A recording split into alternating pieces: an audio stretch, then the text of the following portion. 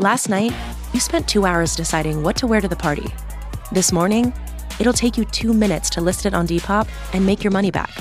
Just grab your phone, snap a few photos, and we'll take care of the rest. The sheer dress and platform heels you'll never wear again? There's a birthday girl searching for them right now. Your one and done look is about to pay for your next night out. Or at least the ride home. Your style can make you cash. Start selling on Depop, where taste recognizes taste. Good sleep is everything. That's why Ollie's Science Back Support is made with a blend of melatonin and L-theanine for both kiddos and grown-ups. So when your mind won't switch off, you've got something that can help. Your racing thoughts and restless nights won't stand a chance.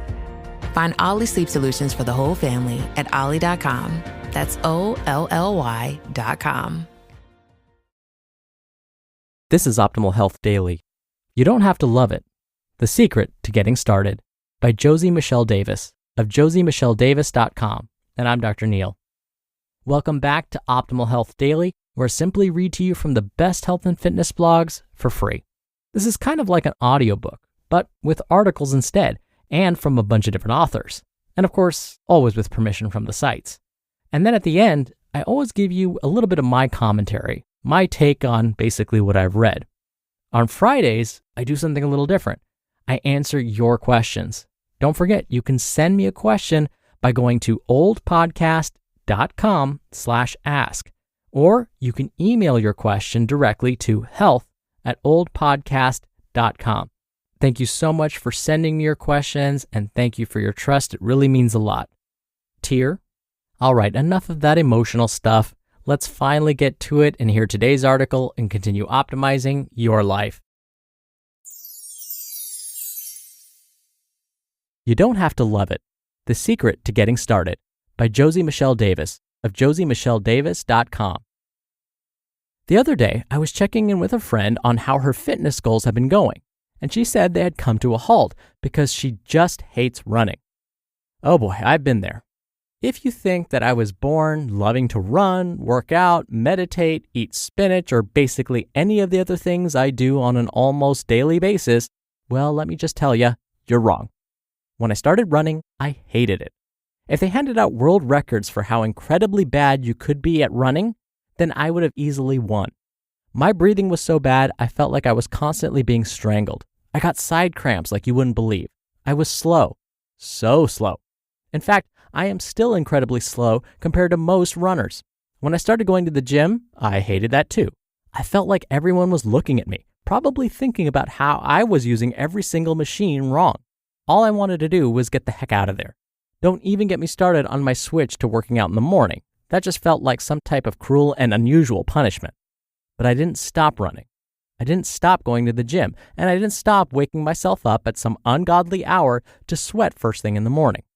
Even though I truly and deeply hated these things and was legitimately bad at them, I kept up with them.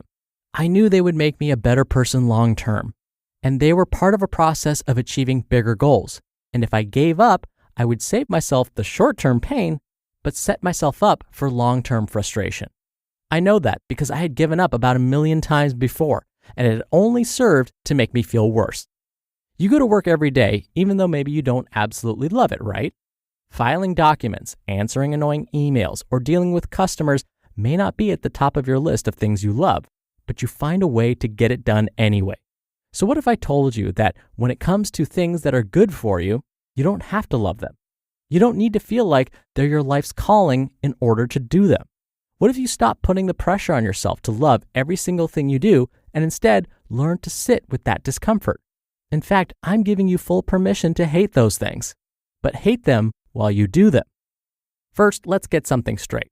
I'm not talking about forcing yourself to do the bizarre things that the wellness or fitness communities tell you to, or basically anything anyone else tells you to do, except maybe your doctor. I'm talking about the things you intuitively know are important for you. I definitely don't believe that everyone needs to run, but I do know that everyone needs some type of regular movement in their life. I don't think you need to eat all organic food or swap your chocolate chips for fancy cacao nibs, but you should probably make sure that you at least eat some veggies occasionally. All I'm trying to say here is there are things in our life that are good for us, even if we don't love them, and that's okay. It's okay not to love them, but never eating a vegetable because you don't love them is probably something you need to work on getting over. This is definitely not just about exercise or eating right.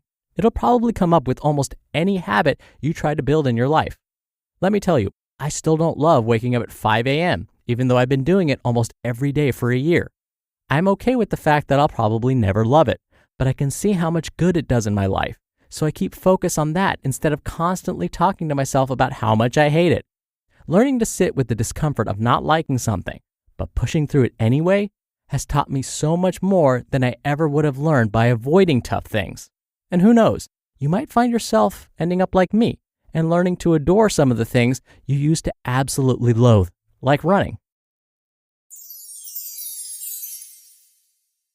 You just listened to the post titled, "You Don't Have to Love It, The Secret to Getting Started," by Josie Michelle Davis of josiemichelledavis.com. And I'll be right back with my commentary. Eczema is unpredictable, but you can flare less with Ebglyss, a once-monthly treatment for moderate to severe eczema. After an initial 4-month or longer dosing phase, about 4 in 10 people taking Ebglyss achieved itch relief and clear or almost clear skin at 16 weeks. And most of those people maintain skin that's still more clear at 1 year with monthly dosing. Ebglyss, lebrikizumab LBKZ, a 250 milligram per 2 milliliter injection, is a prescription medicine used to treat adults and children 12 years of age and older who weigh at least 88 pounds or 40 kilograms with moderate to severe eczema, also called atopic dermatitis, that is not well controlled with prescription therapies used on the skin or topicals, or who cannot use topical therapies. Ebglyss can be used with or without topical corticosteroids. Don't use if you're allergic to Ebglyss. Allergic reactions can occur that can be severe. Eye problems can occur. Tell your doctor if you have new or worsening eye problems. You should not receive a live vaccine when treated with Ebglyss. Before starting Ebglyss, tell your doctor if you have a parasitic infection. Ask your doctor about Ebglyss and visit ebglyss.lilly.com or call 1-800-LILY-RX or 1-800-545-5979. If we knew more about our sleep, what would we do differently? Would we go to bed at a consistent time or take steps to reduce interruptions to our sleep? With Sleep Score, Apple Watch measures your bedtime consistency, interruptions, and sleep duration. Then, every morning it combines these factors into an easy-to-understand score from 1 to 100. So you'll know how to take the quality of your sleep from okay to very high. Know your sleep score with Apple Watch. iPhone 11 or later required. Dr. Neil here for my commentary. I've often said that when I work out at the gym, I tend to push myself to the point where I don't feel so good. I push myself to the point where, there may be some dry heaving going on. But first I want to say, not everyone needs to do that. That's just me. Yes, I'm a weirdo. But you might assume that I like that feeling. And I'm going to tell you right now, I do not like that feeling. I just have this sensitive response to when I push myself too hard. Somehow my body just wants to dry heave a lot when I push myself too hard. But no, I don't like it. I don't like that feeling. What I do like is pushing myself to improve. I want to improve my performance. I want to help my heart get healthier. Yes, I want my muscles to get stronger. But I don't love the feeling that I'm going to pass out. But I do it anyway. Well, let me give you a different, not so gross analogy. Today's author was absolutely right in the sense that you start applying this getting started approach to everything else in your life. So, no, I don't like feeling queasy when I'm working out, but I'll still do it. Now, I've also found that I do the same thing with other things in my life. So, for example, I'm trying to publish more research articles, but one of the hardest things to do is to sit down and actually write it. Getting started is the hardest part. But I think about myself and I say, well, I can do it in the gym. I can do it when it comes to making a nutritious meal for myself. So why can't I do it here? And sure enough, I can convince myself to just get started. And then guess what happens when you get started?